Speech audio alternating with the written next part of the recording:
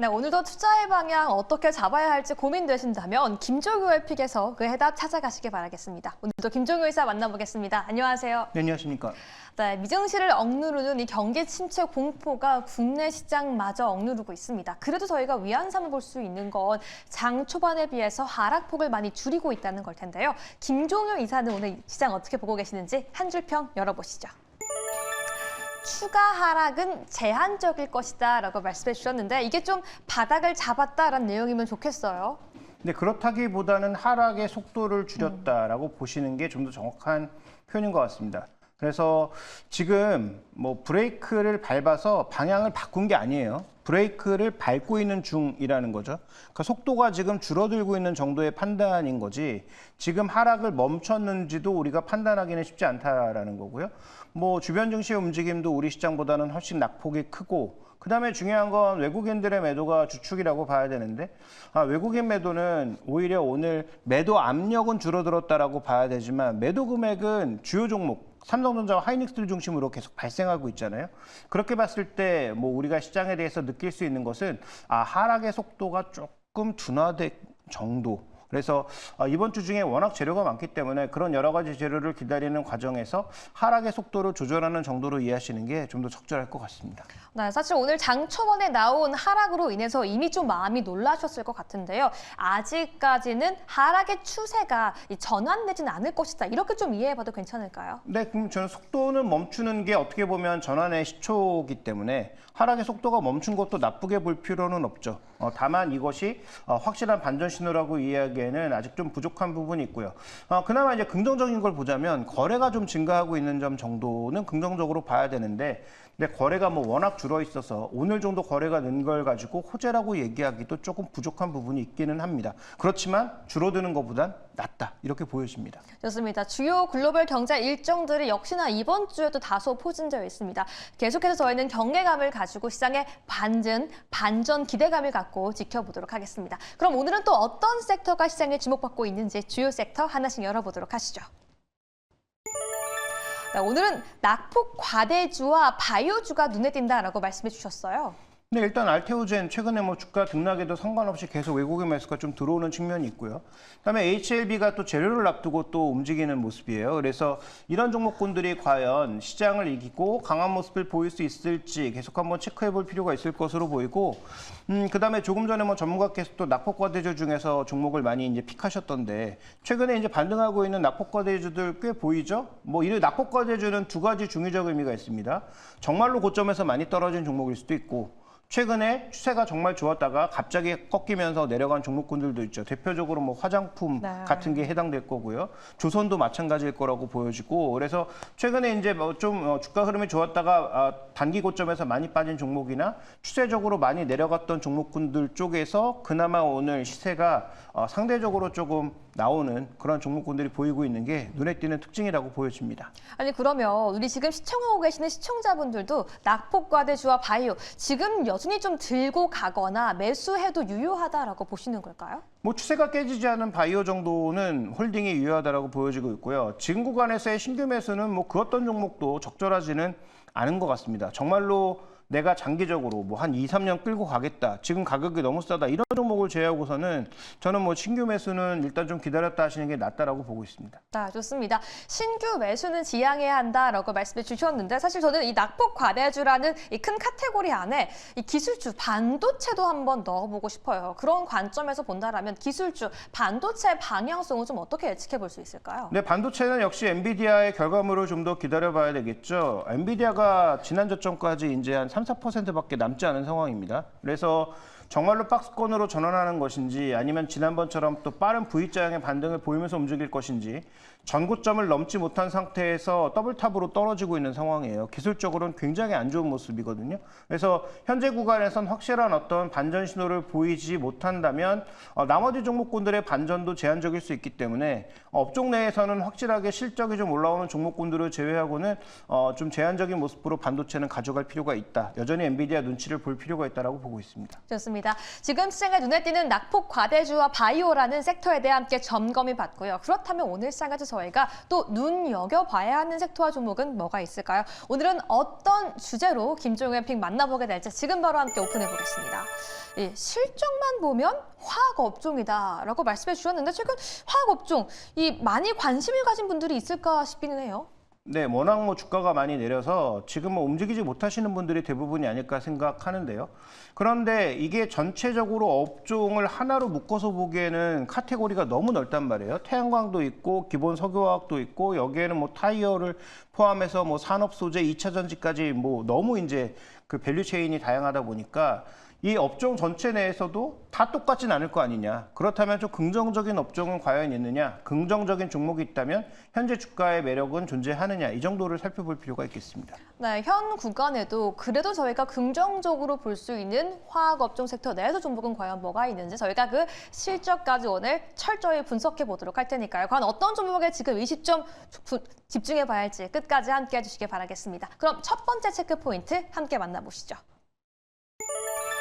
주가와 다른 이익 모멘텀은 이다라고 말씀해 주셨는데 결국 상승할 수 있는 모멘텀이 뭐가 있을까라는 질문인 것 같아요. 네, 일단 실적은 좋아질 것 같은데 주가가 시장 분위기나 전체 업종 분위기에 휩쓸려서 같이 좀 빠지고 있다면 다르게 봐야 되지 않느냐라는 판단인데요. 자, 이 어려운 화학업종 내에서도 지금 2차 전지 이런 쪽을 제외하고 분명히 이익 모멘텀이 개선되는 두 가지가 있습니다. 그래서 그 두 가지를 보려고 하는데요. 준비된 그림으로 확인해 보시죠.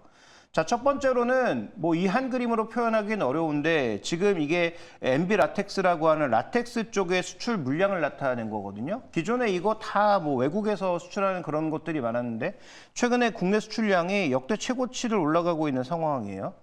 그러니까 이쪽에 수출이 잘 되는데 이 엔비라텍스를 만들고 있는 금호석유라고 하는 기업이 하고 있는 산업 자체가 SBR 같은 합성 고무를 하고 있단 말이죠. 부타디엔을 원료로 SBR을 만들고 있는데 부타디엔 가격이 당연히 별로 좋지가 않고 SBR 같은 경우 최근 가격이 올라가고 있어요. 왜냐하면 천연 고무 가격이 올라가고 있기 때문이죠.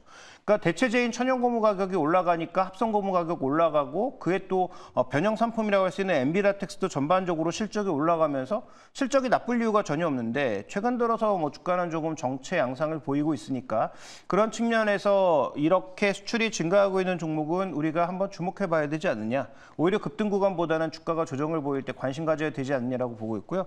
그다음에 이쪽은 유기실리콘과 메탈실리콘의 스프레드인데 최근 메탈실리콘이 별로 좋지 않음에도 불구하고 유기실리콘 가격이 좋아지면서 KCC가 상대적으로 주가가 좀 선방하는 그런 양상이 나타나고 있습니다. 그런데 우리가 KCC 하면 페인트 기업, 창호 기업 이렇게 생각하기 쉽지만 모멘티브라고 하는 회사를 인수한 순간부터는 모멘티브의 유기실리콘 실적이 50%를 차지하고 있거든요. 그러면 이 스프레드가 개선되고 있다는 건 실적이 좋아진다는 얘기잖아요. 그런 차원에서 KCC의 실적 모멘텀과 최근에 계속 얘기 나오고 있는 밸류업 모멘텀까지 고려해보면 이런 종목군들은 좀 차별화된 모습을 나타낼 수 있지 않을까 이렇게 봐야 될 것 같습니다. 좋습니다. 저희가 NB 라텍스 수출량과 유기실리콘 가격까지 함께 살펴봤는데요. 이 차트를 보면서 결과적으로 주가에 실적에 영향을 미칠 수 있는 상황인데 아직 주가는 크게 움직이지 않았다라고 합니다. 그럼 현 구간에서 과연 우리가 매수의 매력도를 느낄 수 있을지 두 번째 체크 포인트 함께 열어보도록 하시죠. 유가의 영향은 이라고 말씀해 주셨는데 최근 유가가 $70 아래로 떨어졌고요. 이 기간이 좀 계속 이어지지 않을까라는 예측도 해볼 수 있을 것 같아요. 네, 이제 좋은 업종을 살펴봤다면 화업종 내에서 좋지 않은 부분들도 한번 점검해 봐야 되겠죠. 그래서 석유정제 업종에 대해서는 어떤 모습을 보여야 되는가를 살펴볼 필요가 있겠는데 전반적인 수급은 최근 들어서는 수요 공급은 그렇게 좋지 않은 상황인데 유가 영향도 한번 보시죠. 준비된 첫 번째 그림 보시면 유가는 우리나라 석유정제 업체에게 어떤 식으로 반영을 하느냐, 가지고 있는 재고평가, 재고 자산을 평가하는 데 있어서 작용을 합니다. 그래서 유가가 이렇게 빠지는 건 좋은 시그널이 아니죠. 유가가 올라가야 우리가 샀던 유가 대비해서 유가 가격이 올라갔기 때문에 재고 자산이 긍정적으로 평가되면서 이익이 날 수 있는데 만약에 이게 마이너스가 나게 되면 내 계좌에서 우리 전체 밸런스 시트에서 돈이 빠져나가는 건 아니지만 이 부분으로 인해서 적자가 잡히거든요. 그럼 실적이 둔화되는 부분이 있어요. 그래서 유가가 빠지는 건 일단 미국 종목들만큼 실적이 큰 영향이 있는 것은 아니지만 간접적으로 영향을 미치고요. 두 번째로 이제 더 안 좋은 것은 결국은 정제 마진이 이익의 핵심 포인트라고 봐야 될 텐데 지금 SK이노베이션이라든지 SO일이라든지 이런 쪽에 전체적인 추이를 놓고 봤을 때 평균도 지금 하회하는 그런 모습을 나타내고 있는 상황이에요. 그래서 2017년부터 23년까지 전체적인 레인지, 5년간의 레인지에 지금 평균을 하회하는 모습을 보여주면서 석유정제 업종은 뭐 쉽게 올라올 수 없다라는 것을 지금 방증하고 있거든요. 그래서 화학업종에서 가장 대표 종목이라고 할 수 있는 석유 정제를 하는 이 정유 섹터의 움직임은 전체적인 종목군들의 수익성이 빠르게 회복되기는 좀 어렵다. 이렇게 좀 봐야 될 것 같습니다. 네, 한마디로 요약을 해보자라면 유가가 하락하고 있는 게 석유화학 업종에 그렇게 긍정적인 영향이라고 볼 수는 절대 없다라고 말씀해 주셨어요. 그런데 최근에 감산 역시 2달가량 연장을 하겠다라는 소식이 들려오기도 했었고요. 계속 지정학적 리스크, 무력 충돌이 들려오고 있는데 다시 한번 좀 유가가 점핑을 하게 된다면 단기적으로 반등이 나올 수 있지 않을까라는 기대감도 품어보고 싶어요. 일단 유가의 반등만으로 주가의 상승을 이끌어내기는 어렵고요. 왜냐하면 아까 언급드렸던 것처럼 간접적 효과거든요. 네. 그러니까 가장 중요한 건 정제 마진인데 정제 마진이 아직 회복되지 않고 있다는 게 문제고, 두 번째로는 지금 유가에 반영되고 있는 것은 그 전쟁 이슈와 공급 이슈만 반영하는 게 아니라 경기 하락 이슈를 반영하고 있기 때문에 반등하기 어렵다라고 봐야 될 것 같습니다. 좋습니다. 여기까지 함께 유가에 대한 흐름이 어떤 영향을 줄 수 있는지까지 함께 알아봤고요. 그럼 세 번째 체크 포인트도 함께 열어보도록 하시죠. 석화업체 여전히 최악인가라고 말씀해 주셨는데 결과적으로 저희가 긍정적일 수 있는 요소와 좀 부정적일 수 있는 요소까지 봤다라면 그래서 지금 매수가 가능한 건가 아닌 건가 시청자분들이 가장 궁금하실 것 같아요. 근데 석화업체가 이제 여기에서 범위가 가장 넓은데 지금 네. 태양광하고 뭐 2차 전지 정도, 타이어 정도하고 뭐 타이어 코드 정도를 빼면 석화가 이제 가장 범위가 넓은데 이게 좀 의외의 지금 흐름이라는 거죠. 네. 차트를 하나 보시죠. 지금 우리나라의 석유화학 제품들의 거의 대부분은 나프타에서 에틸렌을 분리해서 만들게 되는데 에틸렌과 관련된 마진이 어떻게 움직이는지가 굉장히 중요하죠. 물론 좋지 않습니다. 좋지 않은데 지난 5년간의 평균의 하단 부근이기는 한데 올해 이제 1분기 정도의 저점을 찍고 꾸준하게 좀 회복되는 모습을 보이고 있다는 거죠. 그래서 일부 종목군들은 석유화학 업체들 중에서 에틸렌 계열 업체임에도 불구하고 이익이 플러스로 전환되는 회사도 나오기 시작했습니다. 그러니까 이쪽은 조금 중립적이라고 봐야 될 것 같아요. 그래서 화학업종의 범위가 진짜 넓은데 뭐 화장품까지 치면 한 8, 9개로 쪼갤 수 있으니까 그중에서 한 3가지 정도 살펴봤는데요. 가장 범위가 큰 정유업종이나 석유화학 쪽에서는 아직은 긍정적인 시그널을 찾아내기는 어렵지만 일부 개별 상품으로 봤을 때는 분명히 개선되는 쪽이 있다. 이렇게 조금 요약해 볼 수가 있습니다. 좋습니다. 여기까지 석화업체에 대한 앞으로의 전망까지 함께 들어봤는데요. 그렇다면 이 안에서도 우리 김종우 의사가 보고 있는 탑픽 종목들이 있겠죠? 한번 열어볼까요? 네, 아까 이제 그 고무와 관련된 종목을 말씀드렸는데 실제로 금호석유의 3분기 실적까지는 굉장히 좋을 것으로 얘기가 되고 있고 그다음에 뭐 타이어 시황 쪽이라든지 이런 쪽이 뭐 전반적으로 개선되고 있는 상황이니까 이런 쪽을 본다면 금호석유는 여전히 좀 매력이 있다고 판단하고 있고요.